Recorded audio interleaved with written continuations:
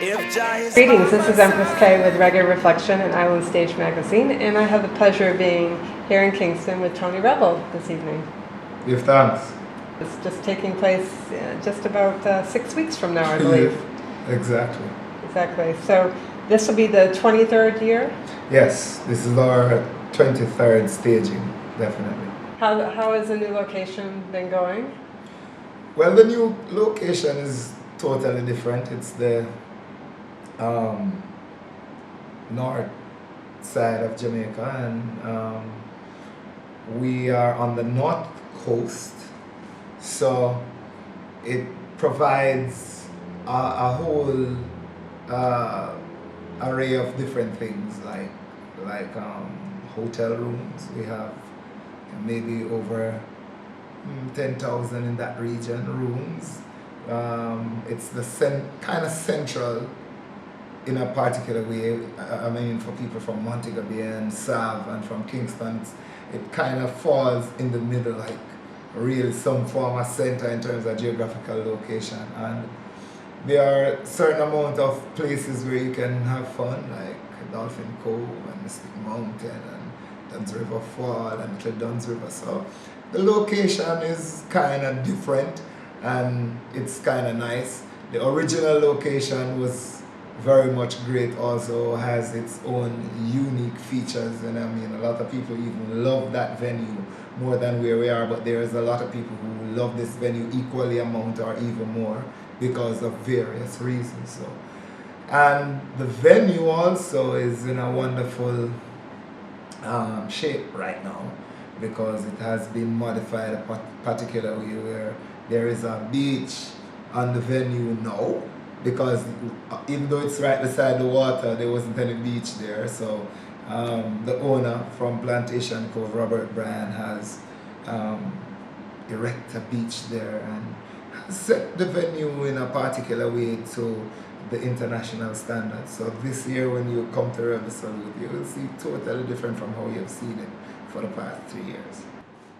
So I understand, I saw that the team was over at the new location recently doing some planning for this year, and what can we expect for new features for this year's edition of Rebel Salute? Well, Rebel Salute is always innovative. We kind of make sure that we plan from the last one stops. So we create different things throughout the year. One other thing that we'll be having this time is something called the herb curve. So we're looking forward to have the exemption for Rebel Salute so that we can have herb available in all aspects. You know, we want to have everything that is derived from herb, and we want to have the original herb. We want to have people who understand the law to talk to people about it, because I don't think the people are educated enough about the new law that is here with the decriminalization. And yeah, we just want to have a kind of educational package going on during I think on Saturday. And we want to have everything that is made of herb right there. And the hardware, the original product, we want to have that. Yes, sir. So that is one feature, and I think, I mean, that's very new right now. Yes. That sounds wonderful. So Yes. How do you feel about the overall progress that's being made as it relates to ganja reform in Jamaica? Yeah, man.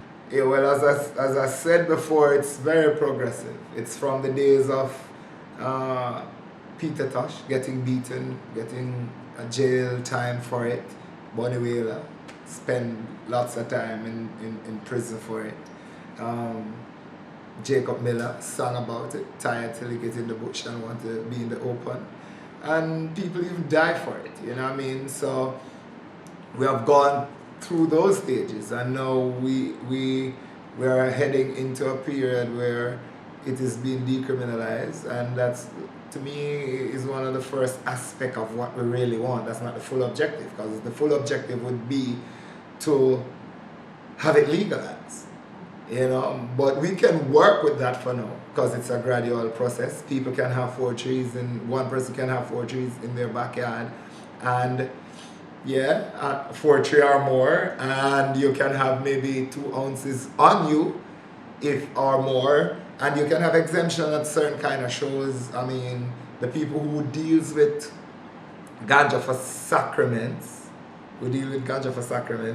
rastas and so forth, can always use their sacramental product. And for somewhere there in the law, it gives them the right that they can plant it for that reasons too. So yeah, the progress to me is good, but that's not the extreme, or that's not the superlative thing that we want. We want it to be better, and maybe the best would be to have it legalized completely, utilizing it in every form. I've seen where America has dealt with ganja in a particular way over the years, where the Constitution of America was written on hemp paper, and certain places in America were named just because hemp used to be planted there, like Hempville and Hempstead. I remember Thomas Jefferson and some of those early leaders of America beg everyone to plant at least 1 tree in their backyard, whether they were dealing with the industrial hemp or whatever. But it was important for sales, for rope. And I tell people that 50% of the insecticide that they use in America, it goes on cotton. And I'm sure when you get your clothes that is made of cotton, then residue of those insecticide must be in there. So sometimes you put on some new clothes and feel some bump come up on you and it's scratching you and them thing. That is what is happening. Hemp don't need that. Hemp is more durable. Hemp is better to deal with for whatever purposes that you can use any other thing for. Plus the best fiber is from hemp or from ganja. You use that fiber to make paper. Look how much paper is on this desk. You can imagine what amount of paper has been used in the world. When we cut down the trees to make fiber, then we know what happened to the earth. It's like soil erosion, all kind of things. Like we're talking about saving the environment, then we need to plant weed. We have seen that. We have seen what happened in Holland too. The Brethren just mentioned it. It has been decriminalized a long time ago.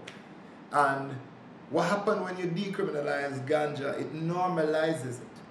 So when it is illegal, everybody wants to take a puff and everybody is curious about it. But once it is decriminalized, like the novelty is gone, and people just see it as norm. So it is a step in the right direction. I want to say that on camera.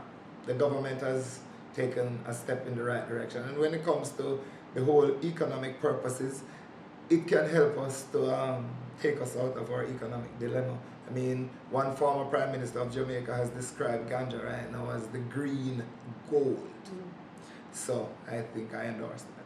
And do you feel that will also translate into more attendees coming from the U.S. as well as other countries, specifically because all these things? I think so too, because the truth is, a lot of people, when they come to Jamaica, they not just come to Jamaica because of the sea and the sun. They can get it in Cuba, and they can get it in other Caribbean countries. But they come to Jamaica because Jamaica really plants some of the best weed. The hospitality is kind of unique. I mean, Rasta has originated here in a particular way, and therefore that kind of Rasta culture and the culture that we bring abroad through the music, people want to see where it was originated and how it develops. So when it comes to the 2016 Rebel Salute and people coming in, I think more people will want to come just to maybe come see what it is all about. Maybe the Herb Curb will gather enough people that is like an artist in itself. Are there any other themes that you're going to incorporate into this year's Rebel Salute?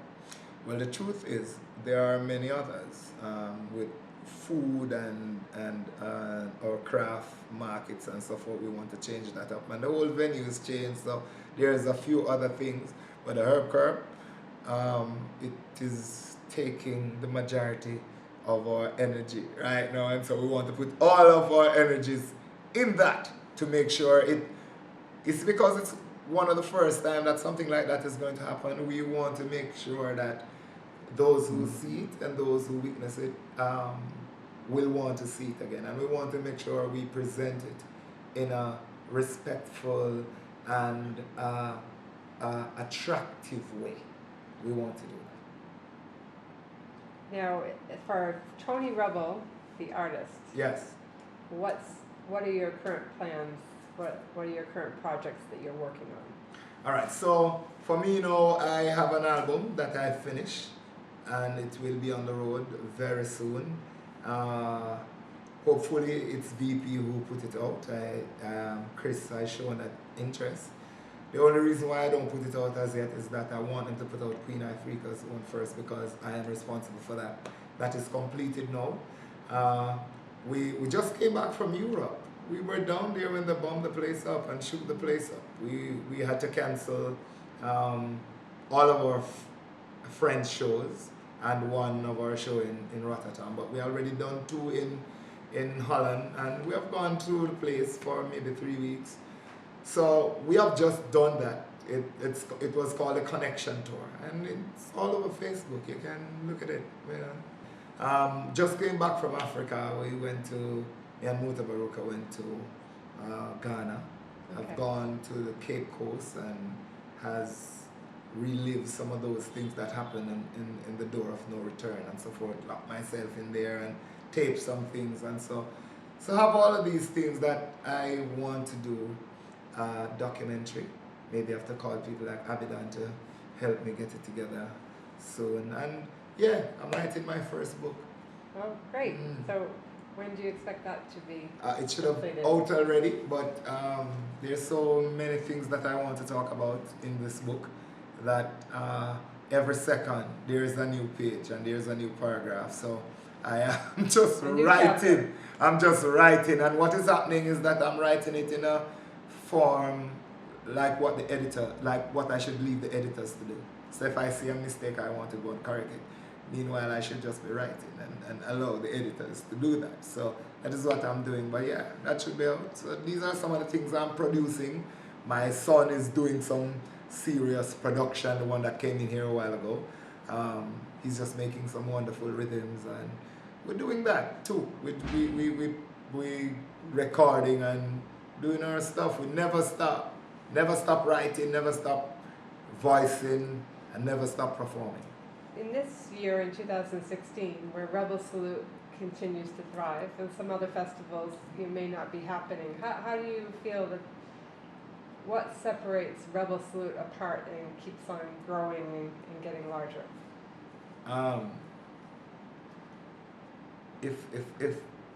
don't know what separates Rebel Salute from maybe other festivals, why other festivals maybe not keeping.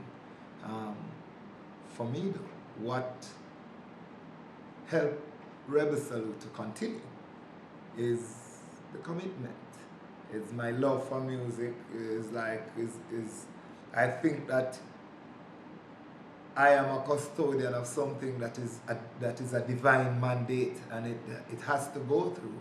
So with my livication towards the music and want to see the preservation of the culture, and I am the custodian of this wonderful event, I do everything in my power to make sure that it happens. And I don't want to take the credit alone, because I have a wonderful team and I have wonderful people who wish us well, and artists who understand the vision and full participate all the time. So, it's a nice team effort that keeps it going, and I'm happy for that. That's great. Well, we appreciate your time today, and Yes. I look forward to being here in Jamaica again next month for... Oh, you will be here the 15th and That's nice. 16th of January 2016. It is Rebel Salute. And where can people find all information about Rebel Salute? Well, if you want, there's a website. It is called rebelsalutejamaica.com. You can see Rebel Salute. We're on Twitter and we're on Facebook and we're on Instagram. Sure. Yeah, so for me, on Twitter, it's at Tony_Rebel. IG, it's _Tony Rebel.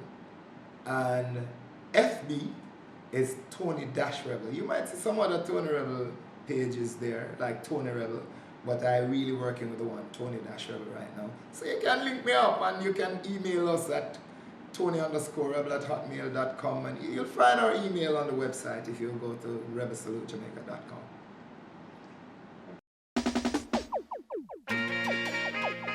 If Jah is by my side, I won't hide. No, I won't hide. Bum, bum, bum, this a junior. Bum, bum, bum, this a junior. Bum, bum, bum, this a junior. Bum, bum, bum. If Jah